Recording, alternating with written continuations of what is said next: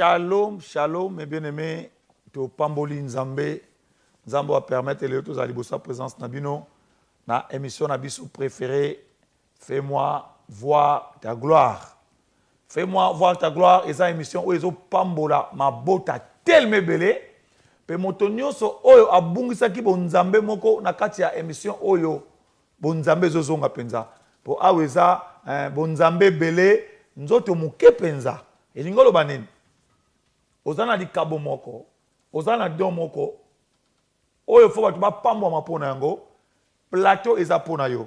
Mais bien aimé, tout le monde qui est absent c'est belé, il y a tango belé, il y a des semaines il y a évangéliste de Bodi, tout ça qui na musala na Angola, et l'on a pasteur Adamo Bade oyo azana Angola précisément na Luanda na église Tabernacle Emmanuel Tabernacle kuna musala esalamaki makasi musala munene pona gloire ya Nzambe pe nazo pambola libota mbimba ya Emmanuel Tabernacle et pas pasteur Adamo Azali kolobete Nzambe apambola bino pe sans oublier bazana musala makasi ezo salama lelo e bandaki banda mardi mercredi, jeudi, vendredi, lelo, bazana journée spéciale avec notre frère Moïse Matuta.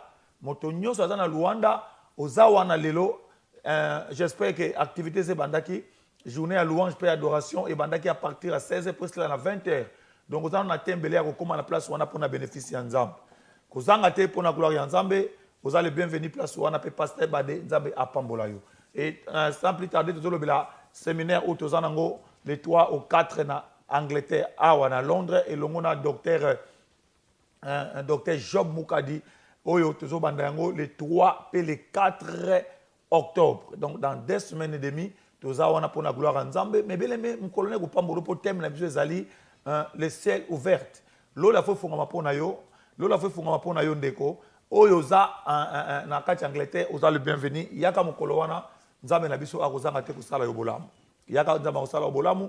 Et toza na invité na biso na journée wana toza na chorale ya Nzambe malam, toza na un groupe Mbele, puis toza na un groupe Peña Church au pasteur de Gaulle Azokamba. Et sans oublier pour nous sabino que Nzambe malam branche nord Tottenham baza na séminaire moko journée moko ya évangélisation oyo et kambami et longo na pasteur Anissé oyo toza na 312 High Road N15 for BN. Le 26 zala wana tokozala na pour nous soutenir Moussala Nzambe. L'homme de Dieu bipa yo zali Nzamba pambola pour na gloire Nzambe pe mardi tokozala na plateau elongo na bandeko na biso ya Nzambe malamu ya chorale Nzambe malamu pour na ko animer activité tozana ngo pour na gloire ya Nzambe. Tika Nzamba pambola bino. Lelo ezamo kola lipamboli pour na biso. Yo oza musika zala branché. Bientôt, écrit, il y a annonce que ya émission nabiso, il y a séminaire national de 3 les 4. Aux angate pour la gloire ensemble, invité yo pa yozali. Mais lelo eza makamo mususu. Donc lelo évangéliste Bodi ayaka côté ya malobala nzambe te. Mais lelo évangéliste Bodi azalaka présentateur ou azaka présenter émission Fais-moi voir ta gloire. Autre baka partout où yozali, ozana don, oyembaka, ozana ministère. Oza di kabo moko boy olingi o batu ba découvrir yo plateau o eza pona ko yo pona ko tombola musala ya batu ya Nzambe pe eloko Nzambe eza kati na yo tika Nzambe pambola yo pa yo zali lelo toza na invité na biso spécial oyo akopambola biso lelo nalingaka mingi ko présenter mo tei ye moko a se présenter to lobaki émission oyo eza émission oyo pambola motonyo toza na di kabo. Vous avez un message pour la communauté. Vous avez une plateforme qui est pambola yo. Il y a un invité une spéciale. Notre maman. Maman Chantal. Nzambe ya pambola yo maman. Nzambe salo bola mo ebele. Na li ko se présenter te na to tika maman a se présenter. Oya yeli biso message de l'auto yo kaye nini oyo amemeli libota na Nzambe. Merci d'apamboli Nzambe pour na bokomi na ngana bisika oyo parce que Nzambe aza le maître des temps et des circonstances. Yes. Ezaki na makasi na ngate na koma awa ezaki na bolingo nende a programme ki bongo kena koma na isika o na mokola lelo. Tika ete Nzambe azwa lokumu ya atamusi makolonga kolongola ndakuti awa. Alléluia. Nzambe apambola yo maman a se présenter to pesa kombo maman oza marié kombo nani Kombo nanga Mama Chantal, naza mwasi papa Pedro, naza na bana ebele, nasanga na rape na lingomba ya Zion, kuna isika Moumbu pasteur Nkosi mutazo kokama na Zion kuna. Alléluia. Donc leto yambi mwana Zion, papa Nkosi nzamba pambola yo, to yambi mwana Zion lelo azali pamboli pona biso. Mais maman, si on a lundi, on s'est présenté moins rapide. Hein? Dans Nathan, Maman Chantal, mariée, mère de tel et tel enfant, et Mobile Nayo, Nani. C'est ça, très important. Nous avons une alliance dans Mosapiwana. Pour attention à eux, dans la clé, pour que la vraie identité Nayo. Hein, maman? Naza mwasi ya papa Pedro. Yes. Yé pas amour quoi membre kuna na Zion Church. Yes. Aza mo kamine équipe ya protocole. Alléluia. So tu as une équipe ni maman. Ana évangelisation. Alléluia. Mais pour le moment, le col a bébé Zanano, Nicolo to. Alléluia. Donc maman, na compte que bébé Zanano. Donc combien de bébés maman? Combien de bana? Bébé hein? Bana boni. Bana baza 5. Alléluia. Nzamba pa bola yo maman. Lelo maman, tolito yeba. Présence na le no Live TV. Au même li peuple nzambe nini? To s'attendre na nini? Pe Maman Chantal ali kolobela biso nini? Nzambe atenga maloba mission ko okuta pa ya Nzambe. Yes. Et loko nyonso soki Nzambe apeso mission, il faut ba ko accomplir yango. Alléluia. Nazana mission nkola stie kati na ngai, ndenga lobi na mukana na Jérémie, abi que je te connaissais avant que tu sois formé dans le ventre de ta mère. Yes. Je t'avais établi prophète des nations. Yes. Nazana mission oyo Nzambe a recommandé ngai pour être na yeba ko pesa peuple de Dieu. Pour être ba o tam mususu bazalaki na bolembu na makama bonzambe bazonga. Ba oyo babungaki nzamba zongisa bango ngana zalaka simple instrument na ekopesa o eza message sur l'école de Dieu. Nzamba tienga na motema na parler sur batou sur l'école de Dieu. Yes. Donc maman a yeli biso message moko sur l'école de Dieu. Est-ce que oza ready? Ya ko pesa maman matoi. Oza ready? Ya ko préparer motema na ona maloba na nzamba.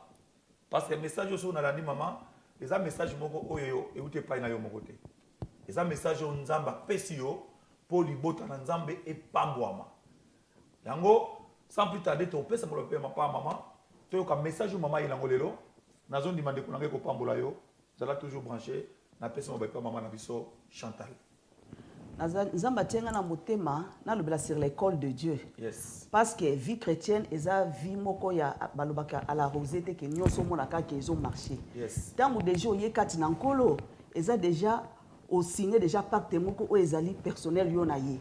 Moyinya sepelaka te et puis olingake nzambe olingake a utiliser yo. Yes. Donc nango nzambe lokola kolingake a utiliser yo akolekisa yo na nzela na école na ye. Alléluia. Lolenge moko na mokili toza na école bekole ndenge totangaka école esika tozo ba formation tozo kende kozo ba leçon kuna ozu ba géographie ba histoire et pesio ba potentialité biloko oyo ke ozalaka nango te na vie former yo. Donc école les ici que ezali ko former biso ezali ko pesa biso ba moyen que un jour oyo ba ko rendre loko moko eza utile oyo ozwaki kuna na école soit na l'état na église na bisika nyonso parce que oza na formation wana. Yes. Même moto oyo akekela cité azala pe na moi difficulté to makambo supe ko zala kokoso par rapport moto ayekolaki. Au moins na maman o ta musuke na kalandenge ezali ke oyo ayekoli tamba ko tuna eta musu chiffre boye 20 plus 20 20 plus 20 mbala moko zongo ça que 40 mais o musu ta musu ozo banzeta banda ko compter na misapi pona nini eza faute na yete parce que azoki vraiment tenter ya kokende kuna na école. Yes. Lolenge moko ngana ko lobela siko école wana pese exemple parce que bible ezali ko lobaki la mokili ezo ba pe ko enseigner biso. Yes. Yango wana na pese exemple wana mais wana pese lokola exemple mais siko na ko lobela sur l'école de Dieu. Yes. Ndenge na lobi ke kuna na mokili tozo zo ba leçon nzambe pe siko akoti biso na école na ye pour apesa biso ezali ba formation na ye apesa biso a former biso a tailler biso na école na ye na nzela na ba épreuve. Yes. Nzambe azali ko former biso na école na ye na nzela na ba épreuve. Yes. Kuna sikoyo ndenge tolobi ke na mokili ezalaka professeur moto azotangisa yo mais koto yo na nzela na ba épreuve on nzambe azokotisa biso na école na ye ezalaka nde sikoyo nzambe ye moko. Yes. Nzambe moto akokotisa yo na nzela na ba épreuve wana eza te ke mutu songolo to nani eza nzambe ye moko moto akokotisa yo na épreuve. Alléluia. Maman a nyalo li malamu. Pour batumi ba mona so mo semble de vie chrétienne les vie ya tapis rouge hein. Oko vivre na kimia, oko kuta na makambo te, liwe ko zoyote, passe ko zoyote. Mama ngana mona batu mususu azo sambela tellement sambeli habite nzamba décevoir ngai. Po bana mo sambela ba combat eyebele. Oh, so on a compris apôtre Paul alobi tokomona ba persécution ekoya. Mo persécution eza muke. Mais alobaki te makambo nini ekolanda na sima ya persécution wana. Donc na vie chrétienne maman lui autoza école, yango maman vraiment ta pambola yo, mais kana ko fokola biso école nini oyo biso bana nzambe photokota pe na kati ya message za penza de te ya nini oyo biso photo zwa etanki ba chrétien. Nekola nzambe na kolobela na kopesa na Biblia po eloko nyonso ko ozala kana munoko bote po obima lokwa maloba nanga. Eloko nyonso faut ezala appuyé par la parole. Donc na kati l'école de Dieu to ko exemple kola ya Abraham. Na exemple ya Abraham o ba bengi le père de la foi. Donc ce que na Genèse 22 to bandi yango wana na 1. Ti to suki satana na ba 18 wana toke. Na koki kotanga. Genèse 22 18 na 18 hein. Maman est-ce que autant que ça essentiel pour la raison temps pour 1 à 18 hein maman. Na tanga kap o pour ça. Nzamba pa bola omi. Après ces choses, Dieu mit Abraham à l'épreuve et lui dit Abraham, et il répondit mais voici. Dieu dit prends ton fils, ton unique, celui que tu aimes, Isaac, va-t'en au pays de Morija et offre-le en holocauste sur l'une des montagnes que je te dirai.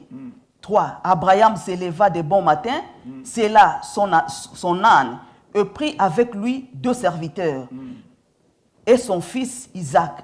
Il fendit du bois pour l'holocauste et partit pour aller au lieu que Dieu lui avait dit. 4. Le 3e jour, Abraham leva les yeux et vit le lieu de loin. Abraham dit à ses serviteurs, restez ici avec l'âne, moi et le jeune homme. Nous irons jusque-là pour adorer et nous reviendrons auprès de vous. 6. Abraham prit les bois pour l'holocauste et chargea sur son fils Isaac et portant dans sa main le feu et les couteaux. Et ils marchèrent tous deux ensemble. Alors Isaac parla à Abraham, son père, dit, mon père. Il répondit, mais voici. Mon fils Isaac reprit, voici le feu et le bois, mais où est l'agneau pour l'holocauste? 8. Abraham répondit, mon fils, Dieu se pourvoira lui-même de l'agneau pour l'holocauste. Ils marchèrent tous deux ensemble. Lorsqu'ils furent arrivés au lieu que Dieu lui avait dit, Abraham y éleva un autel et rangea les bois. Il lia son fils Isaac et le mit sur l'autel par-dessus le bois. 10. Puis Abraham étendit la main et prit les couteaux pour égorger son fils. Alors l'ange de l'Éternel appela de cieux et il dit, Abraham, Abraham. Il répondit, mais voici. 12. L'ange dit, n'avance pas ta main sur l'enfant, ne lui fais rien, car je sais maintenant que tu crains Dieu et que tu ne m'as pas refusé ton fils, ton unique. 13. Abraham leva les yeux et vit derrière lui un bélier retenu dans un buisson par les cornes. Et Abraham alla prendre le bélier et l'offrit en holocauste à la place de son fils. 14. Abraham donna en ce lieu le nom de Jéhovah-Jireh. C'est pourquoi l'on dit aujourd'hui, à la montagne de l'Éternel, il sera pourvu. Merci, maman. Au moni tozu exemple o ya Abraham Bible zo benga ye le père de la foi. Parce que Nzambe akotiye na o ezali école na ye. Biso moko tobi déjà histoire Abraham asali vina ye mobimba mwana zate na mundenga azozela ka mwana ya promesse. Nzamba laki bango me mwana zala ko yate. Basali ta ebele. Donc basali asali 99 ans de azu promesse o Nzamba laki eke okobota na mbule ko ya. Tango akomi na 100 ans nde aye kobota Isaac. Donc asali ta ebela comme de ngo bangé alembaki déjà. Malgré épreuve wana déjà ya kozela temps wana nyospo azwa mwana azui mwana Nzamba sali ngolo azui mwana. Après école silité